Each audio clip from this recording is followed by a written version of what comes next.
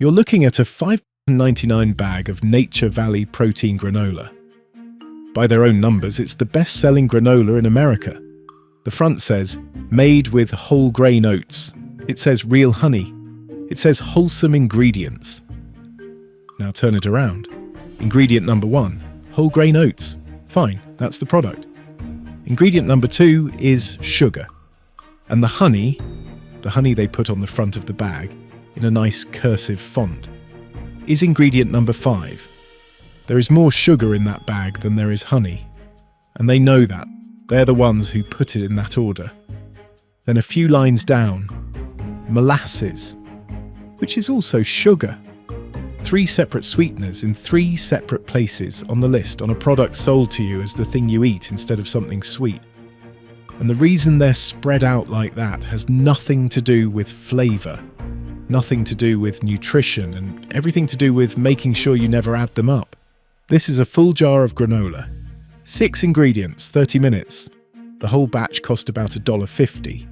That one has 12 ingredients and it costs $6. I'm going to walk you through exactly how to make the first one. And I'm going to start with the list right now because the list isn't the hard part. 3 cups of rolled oats. Rolled, not instant. Instant oats are pre-cut and pre-cooked and they'll turn to dust in the oven. A canister runs about $2 and you're using half of it. 1 cup of nuts, almonds, pecans, walnuts, whatever's cheapest that week. Chop them roughly. Don't be precise. Half a cup of seeds, pumpkin or sunflower. This is where most of the crunch actually comes from, and it's the cheapest thing on the list by weight. A 1/4 cup of honey, 3 tablespoons of coconut oil, or any neutral oil. Olive works and it's better than people expect. Half a teaspoon of salt. And the salt is not optional. Skip it and the tray tastes like cardboard and you won't know why and you'll blame the recipe. Nobody tells you that. 6 ingredients. About $1.50. Screenshot it. That's the whole list. And that's exactly where most people stop, and it's exactly why most people fail. Because everybody has the list. The list is on 10,000 blogs. And if you've ever tried one of them, you already know how it ends. You pull it out of the oven and it's loose, soft, scattered. It doesn't form those big, satisfying clusters you get out of a bag. And you look at it and think, I did something wrong. Bad recipe. I'm just not good at this. You didn't do anything wrong. That's exactly what the industry trained you to think. The loose texture is not a failure. That is granola working correctly. Oats don't stick to each other. There is nothing inside an oat that glues it to another oat. The only thing that makes granola form clusters is sugar, melted, cooled and hardened into a kind of edible cement. Commercial granola clusters aren't held together by oats, they're held together by syrup. You're not making bad granola. You're making granola without the glue.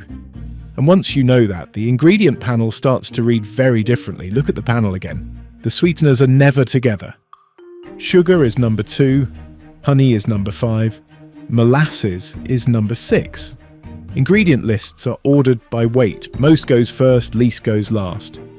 Use 1 sweetener and it lands high on the list where everyone can see it. Split it into 3 and each one weighs less on its own. Each one drops down the list and suddenly the panel reads like a product that's mostly oats. Add them back together and it isn't. Nobody is breaking the law here. This is completely legal. It is done deliberately and it works because almost nobody in the history of the grocery store has ever stood in an aisle adding up 3 sweeteners scattered across an ingredient panel. And while you're looking at that panel, check ingredient number 3, soy protein isolate. That's where the 13 grams of protein on the front of the bag comes from, not the oats, not the nuts. There are no nuts in there. It's an industrial protein powder. They sell you a protein claim and then they add the protein, which tells you something about the whole bag. Almost everything they advertise on the front is something they had to put in. Now here's the number that matters. A serving of that granola carries 16 grams of sugar. And read the serving size because it's 2/3 of a cup, which is far less than anyone actually pours into a bowl. A chocolate chip cookie has about 11.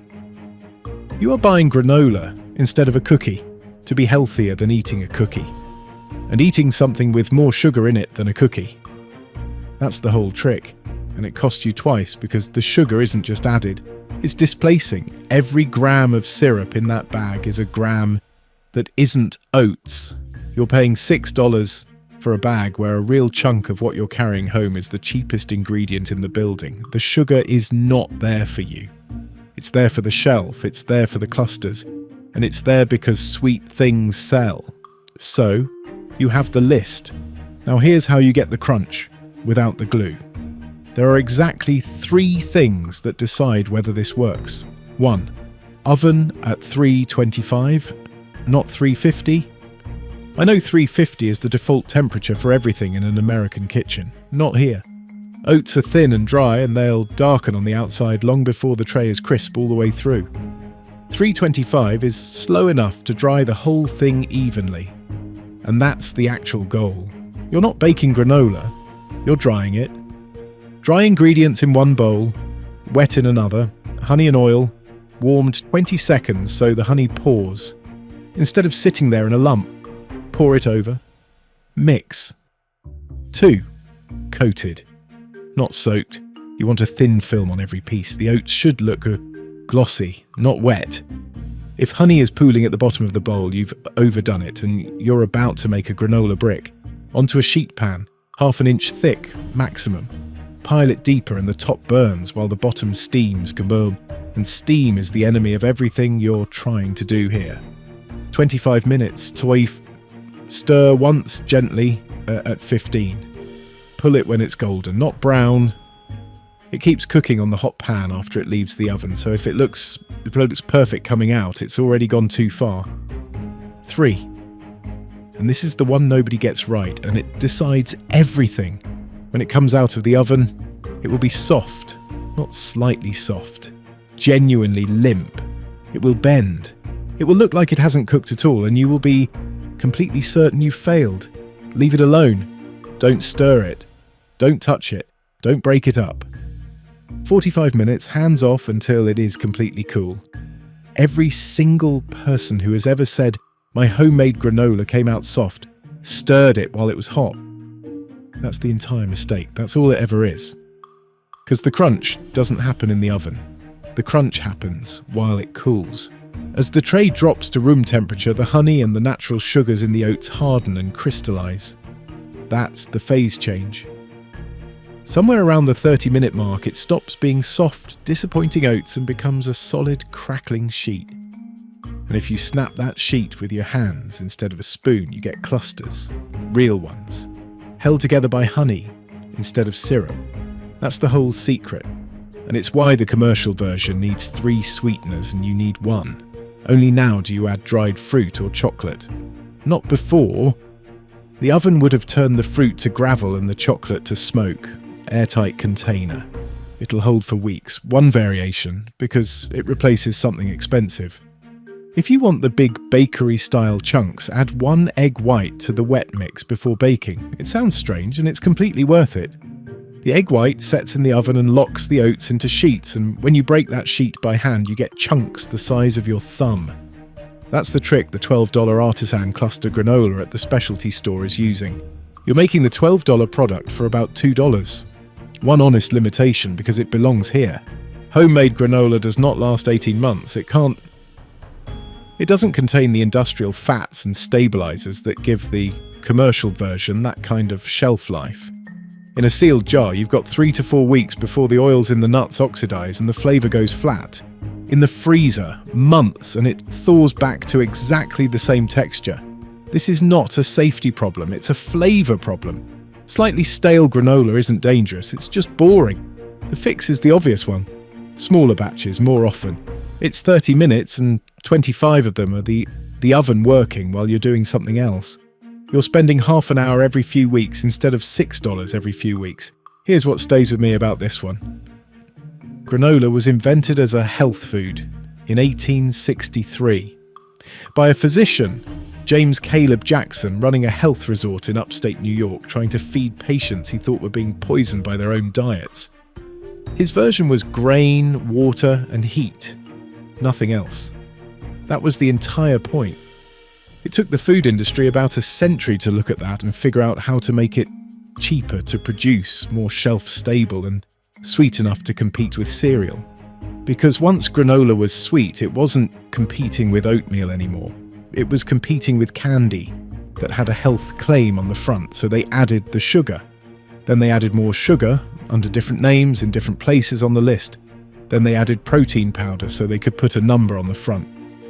Then they built decades of packaging, mountains, sunrises, cursive fonts, the word wholesome, to convince you that their version was the normal version, and that the original, the loose one, the one that doesn't clump, the one with 6 ingredients, was the weird artisanal one.